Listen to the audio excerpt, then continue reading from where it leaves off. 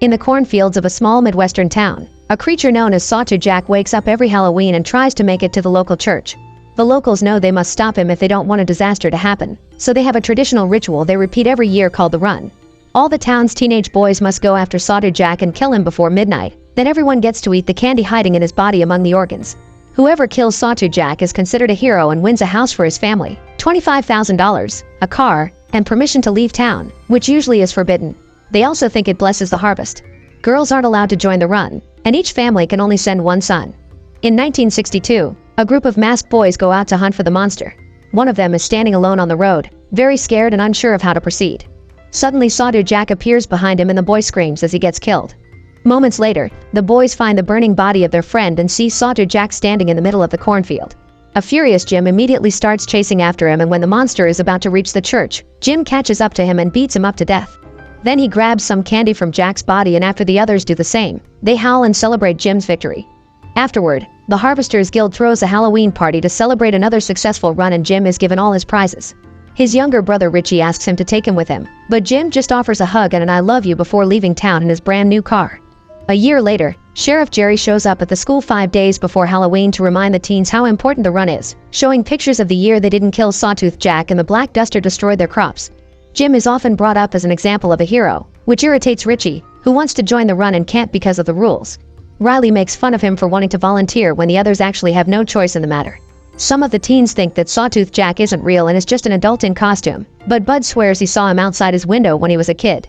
Riley makes fun of him too, and this triggers a fight, but the adults quickly break it up. After class is over, Riley tries to follow Richie down the street to finish the fight, so Richie hides inside a movie theater. There he meets Kelly, who is new in town. They chat a bit and hit it off, but when Richie asks her to the Halloween dance, she explains she isn't allowed to go because she's black.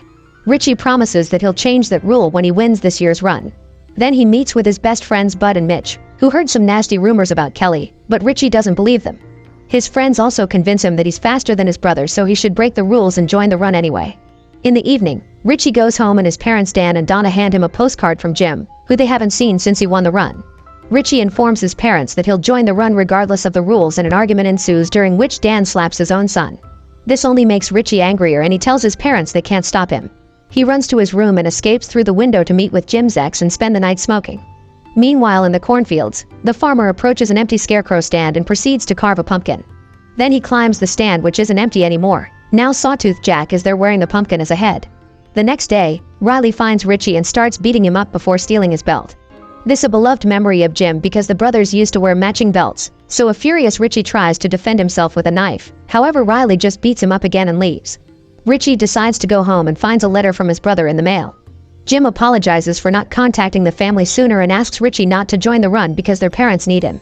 Tired of being treated like a baby, Richie decides to steal a car and get out of town. However, as soon as he reaches the open road and crosses the bridge, Jerry blocks his way. Richie tries to run away, but he barely gets to leave the car when Jerry knocks him out. That night, all the parents lock up their kids in their room so they can't run and hide to avoid joining the run. The boys hit the doors and the walls in desperation and ask for food or a bathroom break, but their pleas are ignored. They must spend 3 days like that. It's a method to drive them crazy and make them hungry for the run. When Halloween night finally arrives, the farmer fills up Sawtooth Jack with candy and cuts his rope so he's ready to go. In town, all the teenage boys are finally released so they can take the streets and start the run. Richie wakes up in his bedroom and finds Dan telling him about a good job offer for his future, but Richie only wants the run. Both Dan and Donna try to stop him from leaving, but their pleas fall on deaf ears and Richie leaves the house. Meanwhile, Bud, Charlie, and Mitch take a truck to do the run with an advantage. Some boys accuse them of cheating, but Mitch quickly intimidates them until they go away. At that moment, Richie finally joins them, but before they can leave, the mean group comes back and starts damaging the truck. Once again, Mitch keeps them at bay and Richie distracts them with some food. Then the boys finally drive away. On their way out of town, they put on some masks and notice that the butcher is keeping hungry boys away by standing guard with a weapon in hand. Other boys also throw things at the truck for seeing it as cheating. When they reach the cornfields, most of the group is excited, but Bud is terrified because he still remembers the day he saw Sawtooth Jack outside his window. Unlike his friends, he doesn't want to do this. Suddenly, the truck hits something on the road and Mitch has to stop it to avoid crashing. The truck won't start, so they get out and take a look only to find the road empty. Then they notice there's candy near the cornfield and rush to start eating it, thinking the truck had hit Sawtooth Jack and they've already killed him. However, a noise makes them turn and they discover Sawtooth Jack is actually waiting in the middle of the field. The boys run towards him, but just in a matter of seconds, the monster kills Charlie and Bud. When Mitch tries to look for the bodies, he gets killed as well. Afterward, Sawtooth Jack stares at Richie and roars at him, causing the boy to start running away. He doesn't stop until he finds the empty stand and is shocked to find Kelly there, who is breaking the rules just like him. To Richie's surprise, they also see Bud running by. It turns out he had only been pretending to be dead to get out of this, and he rushes back to town. However, when he tries to enter his own house, his parents don't let him in and tell him to be a man because they need the money. While considering what to do, Bud is suddenly approached by Sawtooth Jack, so he starts running until he finds a shelter where some boys are hiding. They want to charge him actual cash to let him in, but Bud doesn't have any on him right now. The teens start arguing over whether they should open or not, but when they suddenly hear lots of yelling, a boy ignores the protests and opens the door anyway, only to find Sawtooth Jack killing Bud. On a window nearby, a little child screams as he sees Sawtooth Jack enter the shelter and kill all the teens, causing a shower of blood to come out of the door. Back to Richie and Kelly, they agree to work together, but they'll need better weapons. They return to town and sneak into Jerry's house to steal a gun and some beer. While they're there, Richie is shocked to see his dad looking scared and knocking desperately at Jerry's door, but he leaves when nobody answers. While Dan looks for Jerry in a neighbor's house, Richie and Kelly steal the police car as well. By the time Jerry comes out to yell at Dan, the kids are driving off and he only gets to shoot a window. Richie and Kelly hear a report on the car's radio about the monster being seen downtown, so they head there. On the main street, chaos has taken over as the teens break into stores to steal all the food they can find. The butcher tries to defend his business and even kills a few boys, but they overpower him and beat him to death before stealing his meat as well. Richie and Kelly are horrified by what they see, but before they can leave, they're found by Riley, who makes fun of Kelly for being a girl in the run and uses a slur to refer to her skin. Riley's gang buddy grabs Kelly, but Richie finally is angry enough to stand up for himself and beats both dudes down before threatening them with the gun. Kelly takes the chance to hit them with her club too, and before they leave, Richie takes back his belt. Meanwhile, the rest of the boys are starting to really lose it and even kill each other. Soon Sawtooth Jack finds a trio wandering alone and attacks again.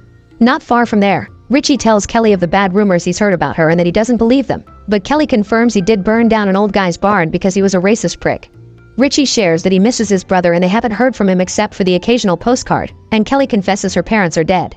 Their conversation is interrupted when they hear another report on the radio. Apparently Sawtooth Jack was seen on Oak Street. The duo leaves in that direction without knowing the report is fake and Jerry is setting up a trap. Once they reach Oak Street, they find a statue covered with blood before Sawtooth Jack appears in front of them. Richie rushes to confront the monster, but he freezes when he notices Jack is wearing his brother's belt. Kelly cuts in to hit the creature with her club, but Sawtooth Jack hits her back and disappears while Richie checks on her. At that moment, a neighbor comes out and makes them leave by threatening to shoot. The duo makes it back to the car and are found by Jerry, who points his gun at Richie through the window. He insults Kelly's parents and reveals he killed them when they tried to leave the town. Furious, Kelly starts hitting him and causes him to shoot his gun. The shot ends up grazing the side of her head. Richie immediately pushes Jerry away and the duo leaves the car to escape. In the meantime, Sawtooth Jack goes to Jim's old house and sees all the messages on the wall from the 3 days Jim had been locked down in his room before the run. Screeching at the sight, the monster burns the whole building down. Not far from there, Dan meets with Jerry and tells him he can't do this. However, Jerry yells at him, explaining that the year they didn't do the ritual, he lost a beloved relative, so this town needs to be brave and do what it needs to be done. Dan cries but can't fight against a cop. Moments later, they arrive at Richie's home, where Donna is clearly spaced out because she took too much medicine.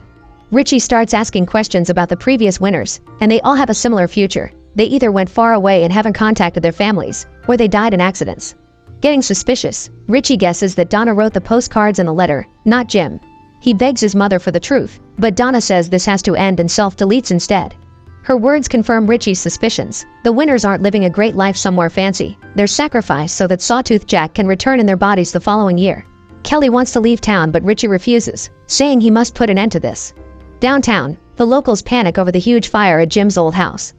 Jerry is approached by Riley, who tells him he saw Sawtooth Jack nearby, so Jerry pulls him into the car and gives him his gun with the hope of making him this year's winner. Richie and Kelly go to the church to wait for Sawtooth Jack and are surprised to find Dan inside. An argument ensues as Richie calls his father a monster, but Dan swears no parent knows anything until their son wins. Then they're sworn to secrecy by the Jerry and Harvesters Guild, who would kill them if they tried to leave or told anyone. Dan wants Richie to leave and let him do the fighting, but he has a breakdown when he hears his wife is dead. At that moment, the church's bell starts ringing and Sawtooth Jack appears outside.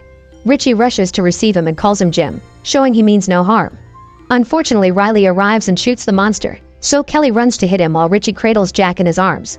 Jerry cuts in as well and makes Riley try again, but after a second shot, Richie keeps Riley at bay by threatening him with his own gun. To Richie's shock, Sawtooth Jack grabs his hand and turns it around as a plea to end his suffering. Wanting this to end too, Richie apologizes to his brother and pulls the trigger. The boys rush to grab the candy and Jerry congratulates him for his success, but Richie only feels numb. Later during the party, Richie continues to be in a bad mood and ignores all the glee around him. However, when he sees Kelly arrive, he dances with her and kisses her, not caring about all the bigots judging them for being an interracial couple. Kelly secretly gives him a gun and they agree to run away together later. After the party, Richie leaves in his brand new car and ignores Jim's ex when she asks him to take her with him. While Richie drives away, Dan approaches Jerry to try to shoot him for revenge, but Jerry knocks him down. Moments later, Richie picks Kelly up and they start driving out of town. Soon Jerry appears in the police car and starts chasing them, so Richie tries to speed up. However, he almost crashes into another vehicle on the road and has to stop the car. Richie makes Kelly hide, then he gets out of the car, only for Jerry to make him walk into the cornfields at gunpoint. When they make it to the empty stand, Richie suddenly turns around and shoots Jerry twice to kill him.